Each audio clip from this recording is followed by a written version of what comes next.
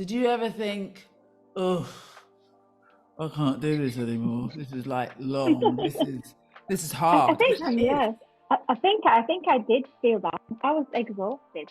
There was times when I was almost sleeping, but my colleagues laugh at me. I was actually falling asleep in some of the staff meetings, like leaning my head on, trying to keep my eyes open. I was tired. I really was tired. I think I had to reset my mind and think, well, actually, this is my life, and try and get the most out of it.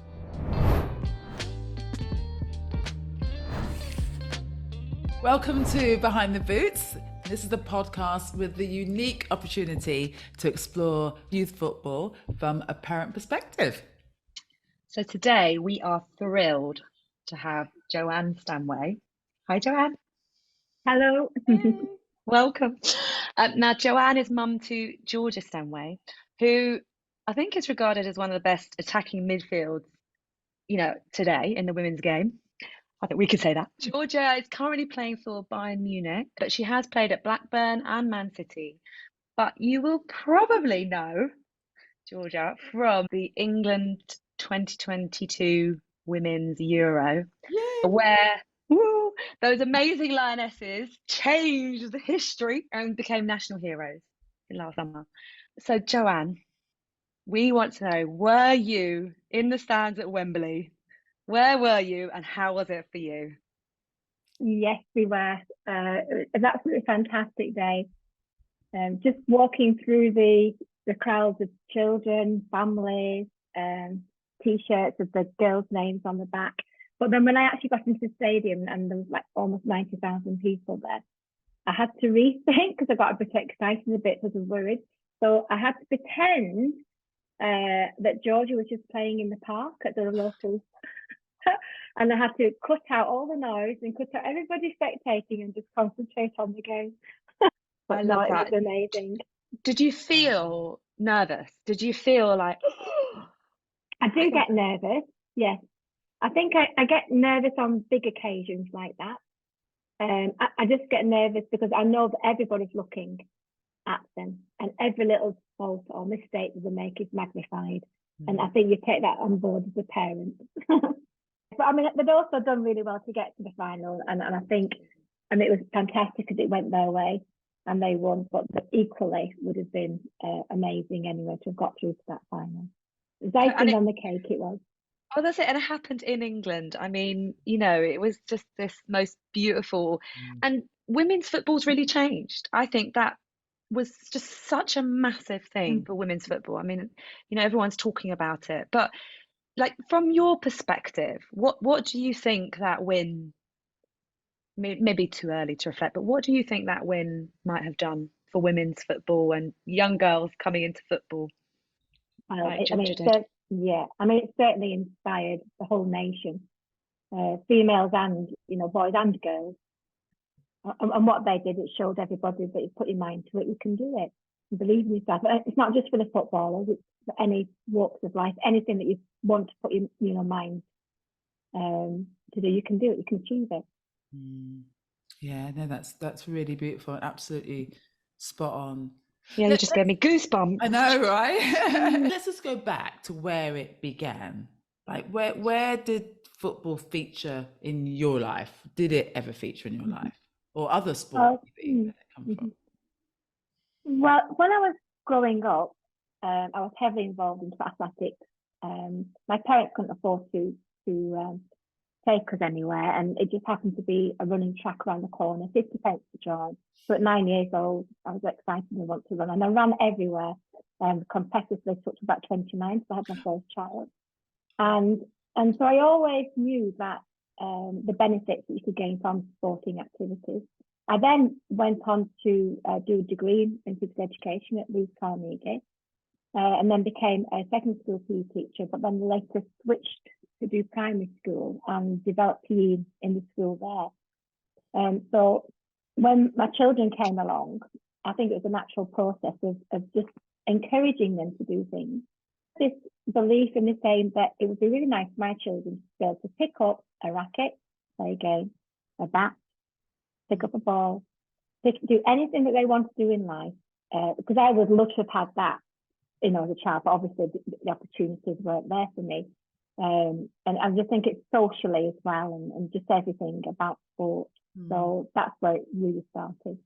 Wow. Wow. It does, it brings so much, doesn't it, sport, being able to participate. And when you're, like you say, when you're at school, being able to join in, you know, other kids that are playing, and you can sort of participate. So that's really interesting. So you were very athletic, and, you know, did your degree, became a teacher. Do you think that also influenced your kids? And we'll talk about, you've got a son as well, taking it quite seriously, sport quite seriously. Was that a natural progression, or was, you know, were you kind of like, come on, you can maybe go a bit further with that?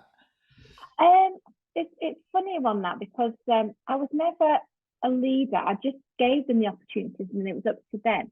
But I do know subconsciously, when I was looking at schools, I wanted a school that had a lot of extracurricular activities, whether that was music or arts, or you know, I wanted them to do so. I wanted them to find something, a passion that they could, you know, really enjoy through life.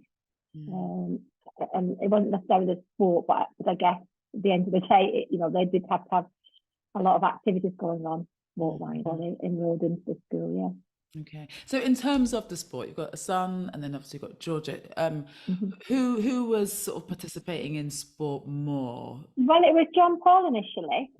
He's 4 years older than George, and he loved sport, and he played football. And it was when I used to, because I was a single parent at the time, so everywhere John Paul went, we'd all go. It was just one of those things, you just couldn't divide them. So she just tagged along, to be fair. And then at 4 years old, she would be watching, and you'd be there like a parent. And you've got another younger child, it's like timing them around, giving them little activities to do, like ones to watch. But she was really keen, and she kept asking, could you join in? Could you join in? So I remember one week asking the coach there, is it okay if she joins in? And he looked sort of like really startled, and I think he thought I was shoving her on for childcare. And I said, no, I'm here. I'm going to stay here. I'm not going to disappear. But she just keeps going on about wanting to join in. And said, oh, all right, then she can join in. So she joined in, and she absolutely loved it. And I think and I remember putting out some clothes for her like the week afterwards. And she didn't want to wear those. She just wanted to wear a brother's football kit, you know, which I didn't mind at the time, because once you wash that kind of kit, you have to. As we were active families on the beach and doing things, wearing old clothes, though, you know, she just fitted into those, and she loved it. And yeah, she got the passion for football then. And did she join John Paul's team, or was the age gap too big at any point? Were they sort of ever training together, playing together? Yeah, she did a little bit, but then there was another team. It was a boys' team, and she went into the, you know, that young age group there, and grew up with them really. So she was 11. So she played boys. Was that grassroots kind of level, local grassroots club? Yeah. There weren't many. They were just up and coming, some of the girls' teams, but they hadn't played as long as Georgia. And because she'd been playing with the boys right from the start, it was difficult, you know, to find work to the girls' team. So, and the coach was really good. The two coaches, and she tested the boys. You know, they said that actually the boys had to up their game, because she was so quite aggressive, you know, and she, you know, had the heart of a lion. Even then, at that age, there wasn't much finesse and skill, but we used to have a joke that was like the top, she got a t-shirt, the top 10 takeouts. I think number one, she actually hospitalised a poor goalkeeper because she didn't, you know, hold back when she went to get the ball. Yeah, so she was very much like that on the field, right from the beginning. Wonderful. And then how did she move into sort of more, not necessarily the professional game straight away, but how did she progress? How was that, and how was that for you as a parent, supporting that progression? Yeah. Support like so when she was 11, unfortunately, the England FA said that they were no longer to play with boys, which created a problem for us. And she was so upset, because they were hoping that they would change the policy, but they didn't quite then. I think a few years later, they then changed it to 13s at that particular time. So for 12 months, I tried to encourage her to do other sports, say basketball, cricket, tennis, and just to try and pacify her. And then we joined the girls' team, because that was one thing we could do. But even we had a bit of hostility with the opposing team. So I'd be standing on the sidelines, the grassroots with the girls, and a lot of the parents said, "What she's playing for?" Because they knew when she turned up, she was scoring like 7, 8, 9 goals, you know. And it was quite hard that as a parent, you know, against the girls, because the girls hadn't had the experience that Georgia had when she was younger. So that was hard. And then I said, "Well, where can we go?" And I was one of these people that didn't want to specialise at such a young age. We didn't want to be going down the motorway to go to an academy. I'm really quite adamant about that. I thought she's far too young. Good enough at 16, she'll look at it when she's 16. But then there was a turn of events, and I think one of the LFA for Lancashire, I was reported and said, "You know what's happening to Georgia, because at the moment she's not playing for it, she should be doing it." So he encouraged me in a way to go down the academy route. So we waited 12 months, because Georgia was pestering and minding me to go. Can I go to the academy? Can I go to the academy?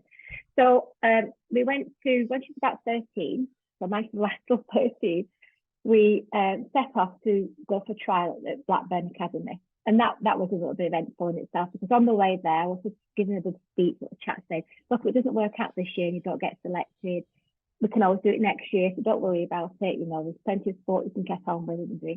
And because I was very worried about her being quite small for her age. You know, she was a late developer, even though she was sort of had this, you know, aggression and stuff. She was very quite small, petite. And I wasn't quite sure what the Blackburn ethos was. Players that were vigorous and talented then, you know, more physical, bigger.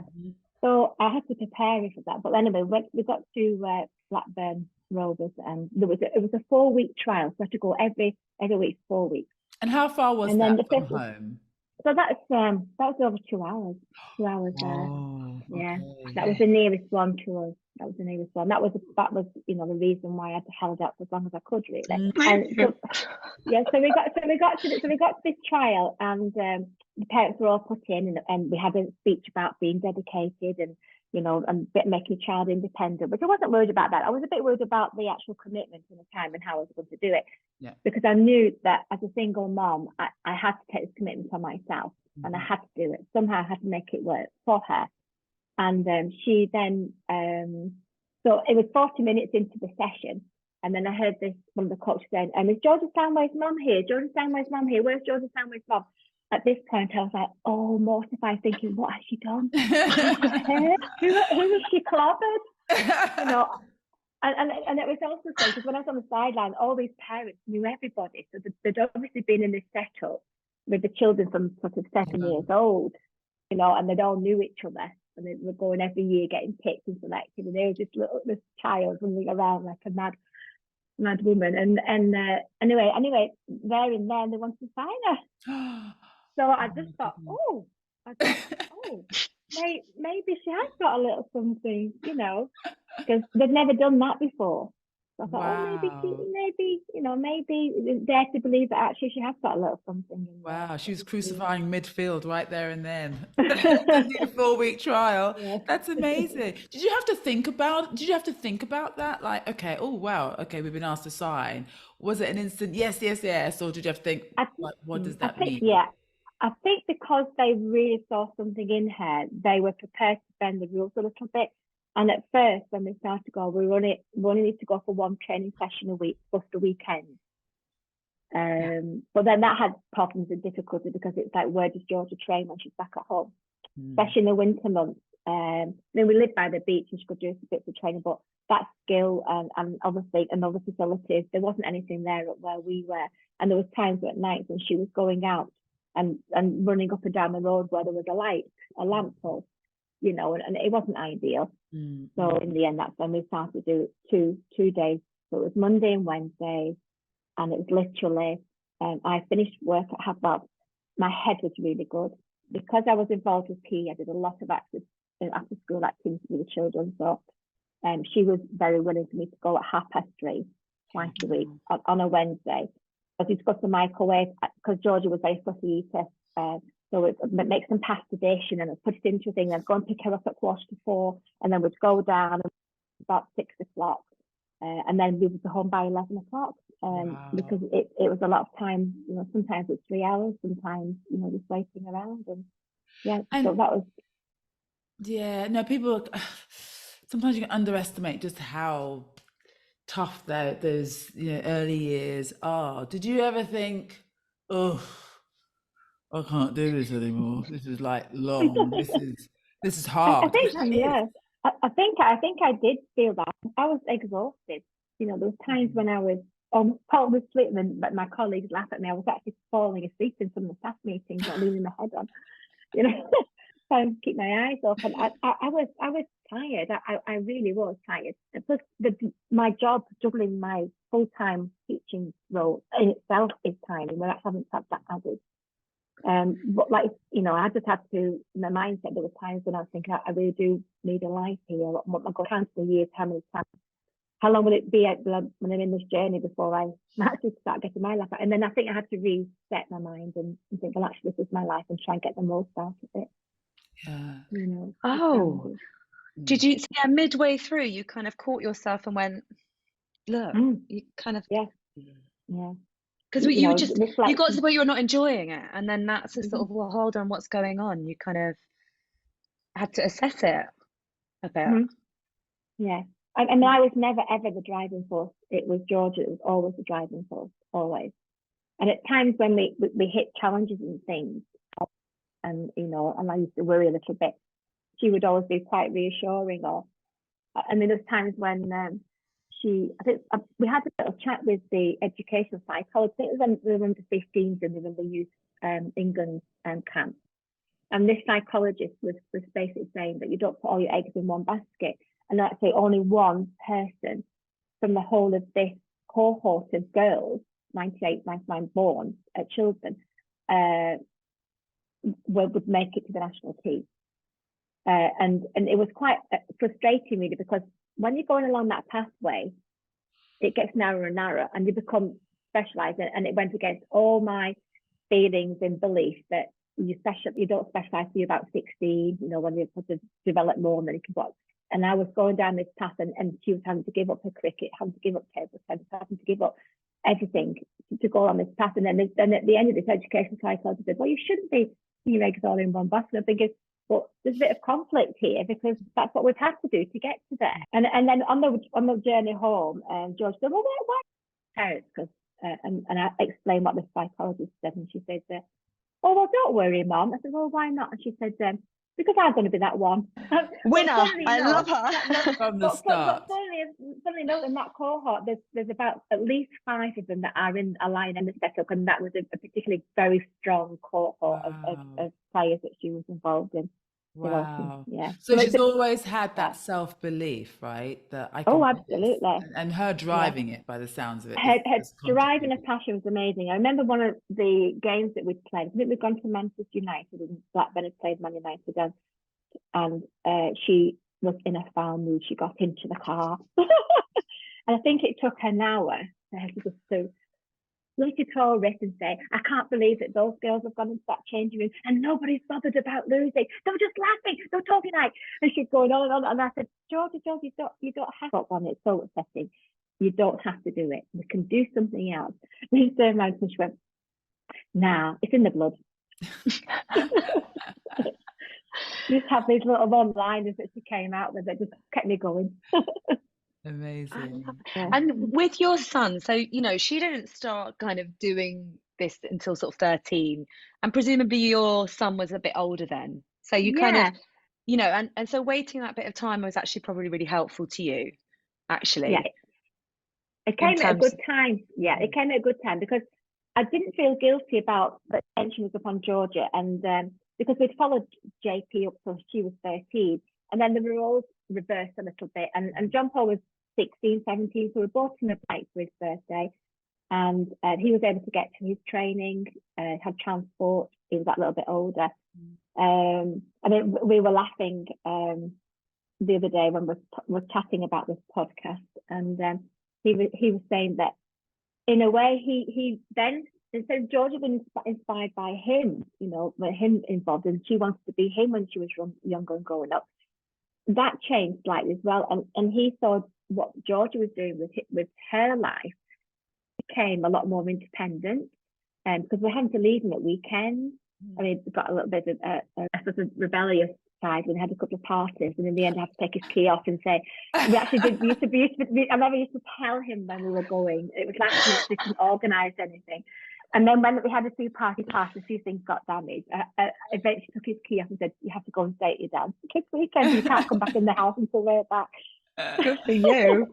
Really sad. But he's done a lot, you know, really proud equally with him, because he actually, because of his independence and having to put, you know, 60 onwards on his own, he actually went off around the world for 3 years on his own, traveling. Wow. And, you know, and people talk about things like that, don't they, but never actually do it. But he actually did it.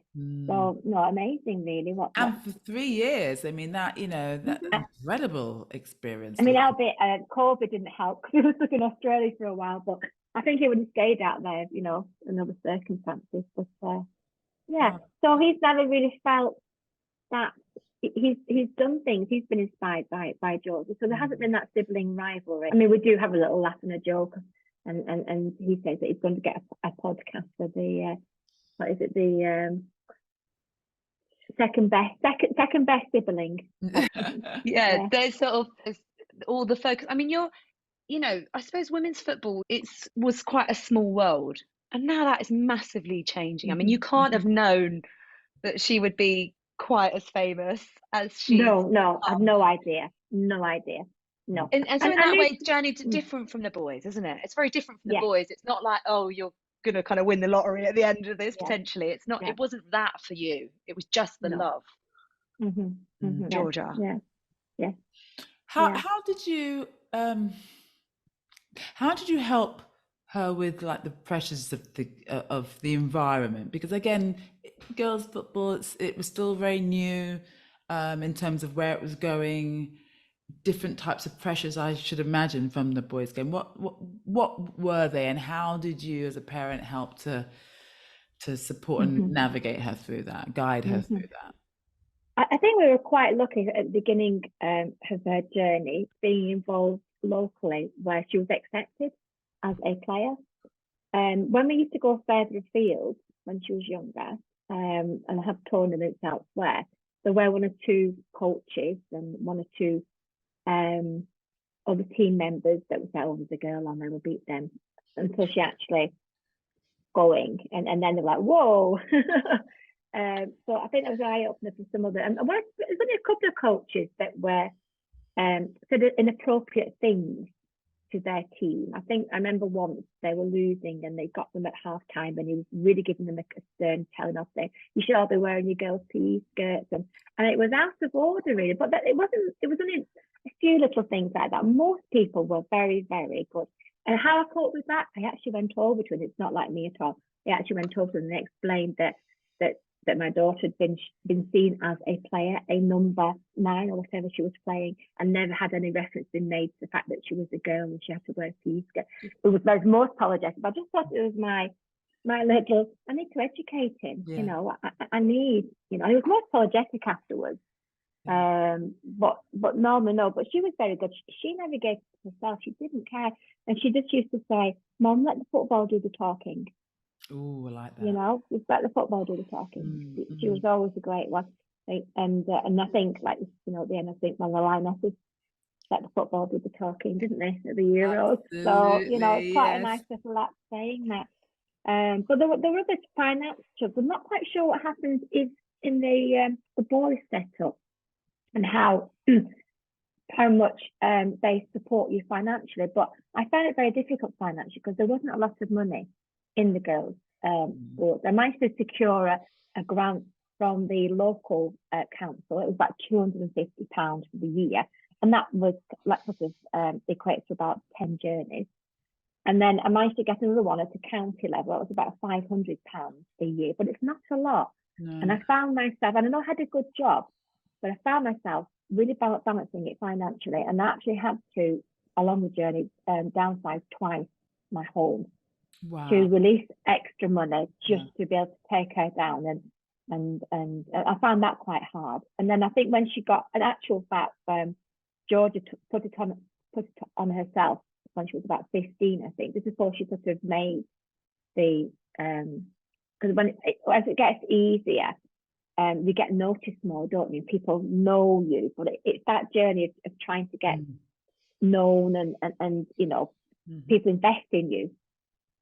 She actually wrote through it must have been about 20, 30 letters asking local businesses to sponsor her, and we got no joy whatsoever. Oh, they'll be kicking themselves now. and then I think when even little things like her learning to drive, I couldn't afford to buy in a car, and she wasn't earning, and I couldn't, you know, and so it was like through birthdays and Christmases to help her to drive, you know, to have lessons and things. But then, fortunately, because two businesses, one business actually paid for her lessons, which was really great, and another local business who owns a car business, he gave her a car. That was just all her kind of knowing that this is not easy for our family. Let me see what I can do to contribute. That's amazing, isn't it? Really?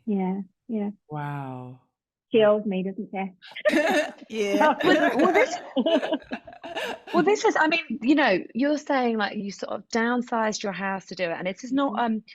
I just kind of the context of it. Often people will go all in on men's football because there is this sort of sense of if you do make it, it's a lottery ticket, right? Whereas a pot of gold at the end of this journey.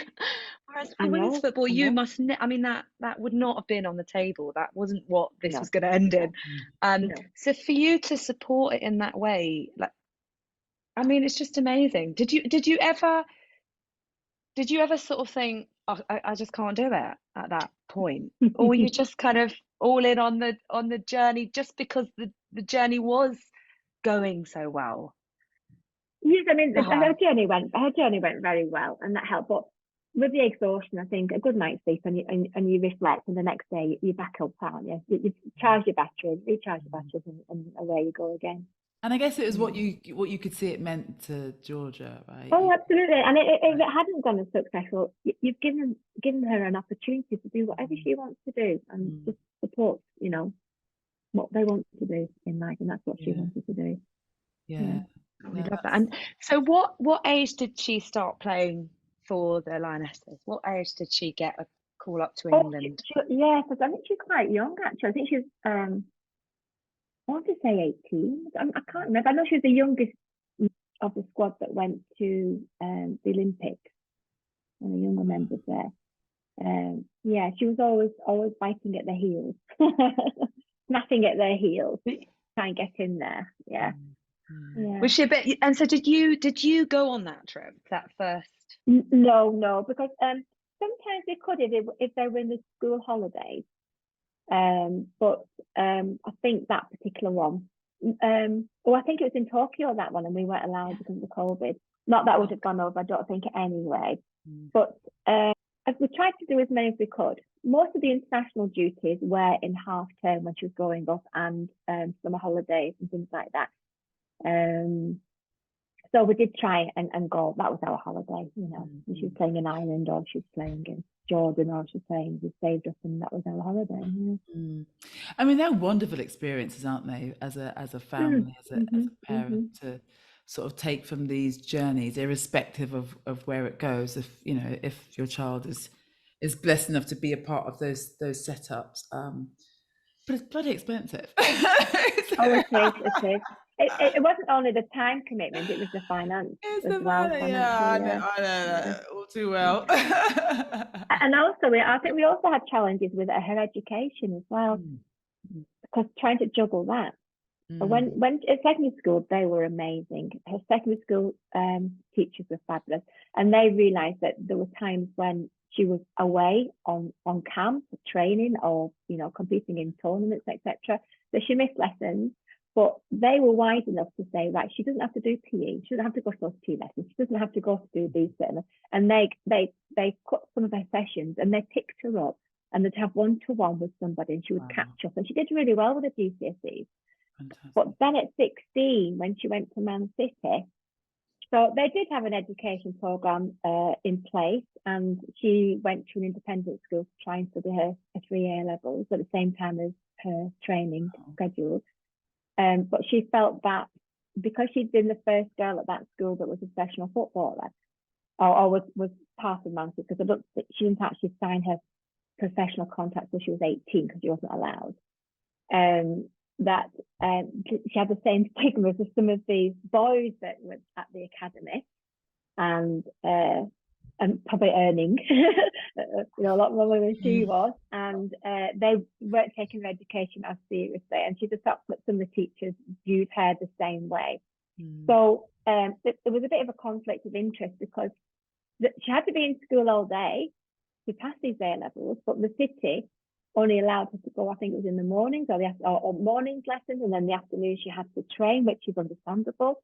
So it was really hard to juggle that education. And sometimes if she was away at camps or England, tournaments, etc., she was off campus, didn't attend any lectures. But then when she'd come back, they would just give a lecture note. There was nobody there to read through them. And even I would struggle, because the A level, it's quite a high standard, isn't it, of information and understanding that you've got to have. So one of the hardest exams to take. So, but it wasn't that sport, and I let it go a little bit and thought about this, and then I started to ask them questions, because coming from a teacher, she needs plan B, even though she not even bothered about plan B. She needs a plan B. So I did actually approach Man City, and then I sort of said, the education officer, and said, this is what's happening. She's not getting picked up. She's falling behind. So he actually organised a tutor. So she had a personal tutor then, twice a week, I think, going through exams. But I think it was too late. And she didn't succeed in those. I think she got one PE, but she didn't get the other two. But she should have done, looking ahead, GCSE results, really. But anyway, so that was a challenge. Yeah, I mean, it must be, we talk about, plan B in football especially. I know we do it other sports, but it's not as easy. Like secondary school is given, 100% you have to finish your GCSEs, right? But yeah, I guess, do you think there's not really as much appreciation on the next phase? And is it important to have a plan B? You said for you it was, but now seeing how things have evolved, do you think she could have put equally as much effort into a what if than focus on football? Is that, do you think that's possible? I think she was a good all-rounder, and she worked very hard. She did, and I think she did try and put in that effort, but then I think, it was probably a little bit lack of commitment from her as well. But then I don't worry so much now, because even when her career finishes, I think she's just that personality to drive. Whatever she'll decide to do, she'll do it well, and she'll do it with 100% plus, I know she will. Yeah. And it might not be the academic route, but it could be something that she was absolutely fine. I mean, we talk about this, don't we, Kat, all the time, as having, you'll know what you need to know when you need to, lean on it, right? And I think there's lots of more opportunities. Yeah.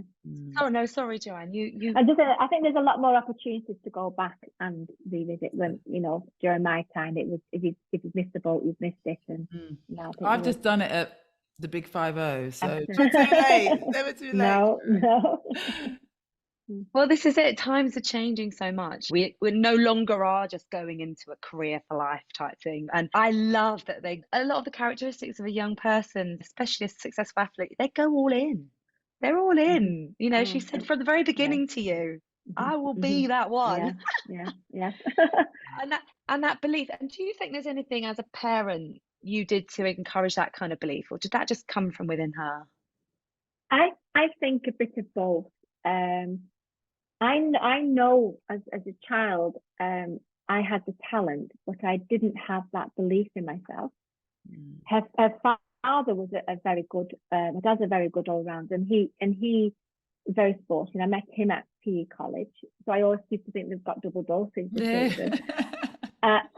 But he had the confidence, and I think she's just the best of both of us, to be honest.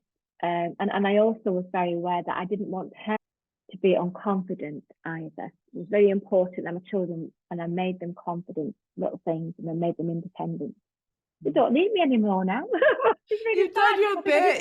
You've done your bit. You've done it well. Congratulations. No, I did. I wanted them to have confidence. But yes, no, is this confidence innate or is this learned? I don't know. They're a bit of both, I think. Yeah. Is it and practically, like, what does that look like for parents who've got kids that they think, oh, they're not very confident or they've lost confidence? Like, what would you advise for that? Like, what were some of the little things that you would have done in order to encourage confidence? I think well, you have to be. I think it's a balance between being realistic expectations, but I also think you need to challenge a little bit as well. You know that, and I think the more they have success, the more confident they become, don't they? And I think it's just nurturing that, just nurturing them, giving them a little taste of it, and then just building it up gradually, just when they're ready for it. And they've got to be the driver. You can't be the driving force. They've got to want it, and they've got to feel confident and mistakes. It's okay to make mistakes. It's okay. You know, it's just that kind of environment, I think. How does it feel to have a daughter who is changing lives? I mean, I was reading something on Instagram, and it's a beautiful comment that someone had put under her about it's just so amazing to watch, and her child has now been inspired to play. How does it feel to? That's really, really important. And as a mom, you know, it's okay being a lioness and being really good, but at the end of the day, you just want the children to be nice people. And I've always instilled that in her, and I've always sort of said, you've got to have time for people. Because I remember when she was 13, she was at Blackburn at the time, and she was doing a project, it was an IT project, and I can't remember her name now. It'll come to me now. Football. Oh, what's it called? It'll come to me. Famous. What's it called? Sarah Williams. Okay. That again. So at 13, she was doing a project on Sarah Williams, and I think the coach was just chatting to her and said, "Know what we've been doing at school?" She said, "I'm doing a project at Sarah Williams. I think it's her birthday today." And she said, "Oh, really?" I said, "Oh, it's a friend of mine, Sarah Williams." And the next week afterwards, she got a signed top from Sarah Williams, and it was, you know, an England top. And for Georgia, that was like framed in a bedroom, and it was really, really special. She couldn't believe it, and it was the best thing. And I always remind her of that and say, you've got a little girl there who wants your signature or just wants to, you know, chat with you. And because you don't realise now that you are actually Sarah Williams, you know, and you're going to do the next generation. So you have time for everybody, which is really nice as a parent to know that she does that. That is amazing. Really beautiful. Well, who do you think inspired her in the game, in the women's game? Yeah, I think Sarah Williams and Jill Scott and you know, Steph Horton. And I didn't know, but when she was studying at GCSE, she used to sneak down at night because the games when they were playing the World Cup, and she used to sneak down and watch it. She never told me till later. And then because she just, you know, she was. And I think then when she got signed on for Man City, that was just like her dream. And she didn't have any qualms about being homesick. And she just said, "This is what I want, and this is just amazing. I don't need you, Mum, anymore now." How does that feel as a parent who's having to relinquish? It was awful. Yeah, because at 16, you know, it's young, awful. right? Because normally it's 16, they're still living at home with you. Yeah, I think because we spent a lot of time together, like through the week, talking hours and hours together in the car, hours and hours together at weekends, traveling, and then suddenly at 16, she was gone. No, just yeah, that was hard. But I knew. I mean, I'm not somebody. I wanted to do that. You know, I felt like I'd created this child. It was independent and things like that. And then yeah, if I had to go, it was. I remember. I don't want to tell you the story now, but I remember dropping her off at Manchester the first time, and I wanted to go and have a look at what accommodation was, and I wanted to see who was who, because you do want to see who's in charge. But she didn't want me around, and it was like, "Mum, you need to go back and go." And I can understand now why, because it's embarrassing a 16-year-old turning up with your mom when all these superstars, Jill Scott and Steph Horton, and you know, all these superstars were there. So when I drove home and I had to pull in at one of the service stations because there was so down and I couldn't see. You just sit there and I just thought, oh, I was sat in the car park, just really, really upset. And then I've got myself and then just head off again. Yeah, but it was hard. Yeah. I bet. I never told her that. So like, we'll send her a clip. yeah. That's so beautiful. I mean, I heard that the other day with my 9-year-old. You know, he stopped saying goodbye to me at the school gate, and I'm like, I know. difficult to let them go on these stages. So did she in Man City, was she staying with a host family? How did that work? How did that? Yes, yeah, it's like separate section because she wasn't allowed to go with the boys, and it was difficult for her, but she was willing to put up with those, you know, sacrifices and things just to be there. Did she ever have to make that call home to say, Mum, I don't want to do this anymore, it's hard? No, never. Wow. She doesn't think that way. No, she doesn't. No. And if she was to think that way, then she would be thinking, right, what else can I do? How can I fix this? You know, and she would dig deep and just sort it out. Find the solutions for things. Yeah. That strength of character. Wow. No, that's really insightful. I just thought of an incident as well. You asked me a question about how to give them confidence, how to give them that independence to go and do that. I still remember when I used to go into the changing room, and Georgia was probably about 7 or 8.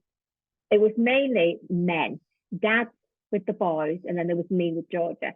And Georgia would be getting her own stuff ready, putting her own shoes on. I just had to check they were tight. And the dads would put them all on and fixing them all on.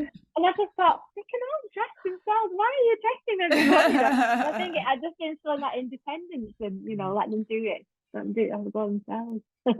Do you think, you know, that your knowledge as a kind of teacher, you know, you've been around young children a lot, you know, do you think that has sort of helped you in some ways? Yes, to definitely. Yeah, definitely. Yeah, absolutely.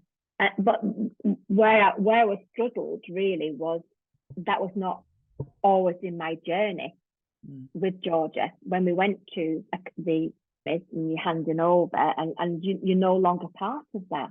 You really aren't. You know, it was almost, and even in the England camps, you didn't want to jeopardize. It was quite brutal. You didn't want to jeopardize her position and her place by questioning what coaches were doing or asking what was happening. You're just to the side, and I think that needs to improve a little bit. The communication between. I mean, it's hard because there are on the opposite side. There are a lot of, I can imagine, fussy parents that just need. Well, when I say fussy parents that just need reassuring all the time, and you get that in all walks of life, don't you? And you do have to, to some extent, take that. But looking back, I wish I'd asked a few more questions. I wish I'd because it was really hard sometimes. You literally only got 2 weeks' notice, and then you having to go and take her to London, or she'll go into this camp, and you have to logistically, how do I work this out? How do I do this? It would have been nicer to have a little bit more time. Before. It'd been nice to have some feedback. You have no idea how good she was. Not that you want to know, because it's very difficult for them to say, oh, there's a possibility that she might make the national team, because you never know. Everyone's development up and down, isn't it? And plateaus, and people develop at different times as their life. But it would have been nice to have a little bit of knowledge, I think. Yeah. Was that the same? Was that the same within the academy setups as well? As a parent, did you feel empowered to be able to have time to ask questions, or did you know the questions to ask, or did you just allow? No, I think it was a bit of both. I think it was right. I've got to trust these professionals and hand over, and not to get involved. That was hard, because sometimes I would just, as a teacher, I was like, oh, I might have just done that slightly different, or I might have just said that slightly different. But I guess they have to learn how to interact with all the different types of methods and personalities of coaches, don't they? And learn how to do that. How to navigate it themselves. That's life skills, isn't it? Yeah, absolutely. Yeah. And you're right. I think sometimes sometimes as a parent, we want to kind of take away all those potential things that actually will allow them to learn those skills. We kind of jump Yeah. in before they have to learn Yeah. things themselves. Yeah. That's something we have to It's a hard one, be really. better at. What would be your sort of your top 3 tips of, you know, being if other parents are going to be going through the same journey, whether it's girls or boys? What sort of top 3 tips would you impart on them as they're embarking on a journey in youth football? Okay. I think one of the things that I learned was to have that mindset, positive mindset, and to go on this journey and to think this is my life and to make the most of it and help you with all the traveling. Little things like, you know, make yourself a coffee, get some good CDs. And I know sometimes, I mean, but when we went to the academy, there wasn't often particularly either stood in the rain and the cold at the side, or you sat in your car, and just try and make your life a little bit. So I used to go for a run, and I used to try and find some shower somewhere because it's not particularly pleasant sitting in the car. And so I used to do that and try and divide your time. You take marking and catch up on my work. So that mindset, live those moments, appreciate those moments, and try and do as much as you can for yourself as well during those times when, you know, you're supporting your child. The second one would probably communicate. Don't be frightened of talking to the coaches. Don't take a step back if you feel strongly, you know, about things, and then ask more questions. Yeah, I think because I didn't, and it just makes your life a bit easier. I think knowing what might come ahead and planning things like that. The third one, third one, you can't drive your child. They've got to be the one in charge. They've got to be the one wants to do it, and all you can do is just offer support. You can't be pushy.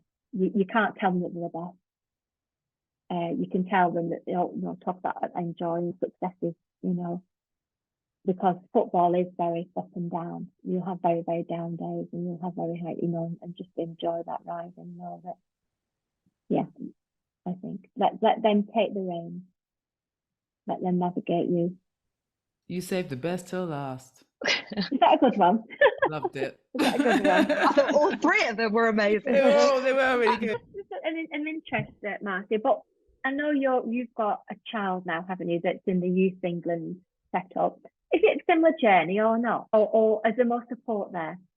My experience so far is it sounds like it's improved on what your experiences are. So that the communicate still quite short notice between them getting that confirmation of selected and when the tournaments happen. That's still quite short. There must be some process systems going on in the background. But communications is good. Again, just my experience, you get to, when they're there, we hear they've arrived, they're safe, they had a good day today. Is that from them or from him? No, that's from them. Oh wow, didn't get any of that. Yeah. No. Yeah, there's usually a you know, one email when they first get there. There might be something in the middle, like if you're able to see them, for example, on a particular afternoon, they might tell you that. And there is feedback, but it's quite minimal, but it goes to his club, him, and his school. Yeah. I think when we set up WhatsApp group, parent WhatsApp group, to talk and communicate who's going where, what flights have you got, where you're staying. We did all that, and it's only now. Serene is very good and much.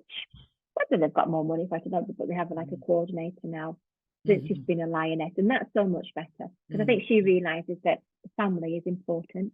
Yes, as part of their success, as part of their concealing that they can do this, and so we have been involved a lot more. Yeah, that's good. I got to do better on getting the son to actually communicate. That's the bit I have problems with. No, I like that. You hear from other parents, don't you? What's happening? Yeah. Oh, well, after talking to you, Joanne, it really is no surprise to me. They're amazing attitude that your daughter has, because I'm still stuck where you were going running when she was at training, or Oh, yeah. you were going for your run and looking for a shower. I'm like, Oh, I was. that's a good And habit. it was Darwin training, and I might have shower, and I hadn't known, but the shower was leaking, and it went all over the corridor. And I'm like, thinking, oh, I sneaked out. And then a week afterwards, I think they thought somebody had been. Oh, that's funny. I thought you were going to Yeah. say you left your towel in the car. I was like, ooh. Yeah. Oh, amazing. Yeah. It's been absolutely wonderful to talk to you, Joanne, and Yeah. again, just really inspiring about the journey as a parent of a lioness. I don't know. This is rare, a really rare opportunity, and it's been a blessing. People will learn so much. I've taken stuff from this. I know Kat has, and I'm sure many other people will. So it's been an absolute joy, and we wish your family all the best. Obviously, Georgia has success in going from strength to strength with the Lionesses. Come on, England! And all the best for her. Yeah, and the best for her career. Yeah, thank you very much for inviting me. It was lovely to talk to you both. And I hope I have maybe inspired some parents to think about their journey. And absolutely, you you really Thank have. you, Joanne. Thank you. Nice to see you all. You too.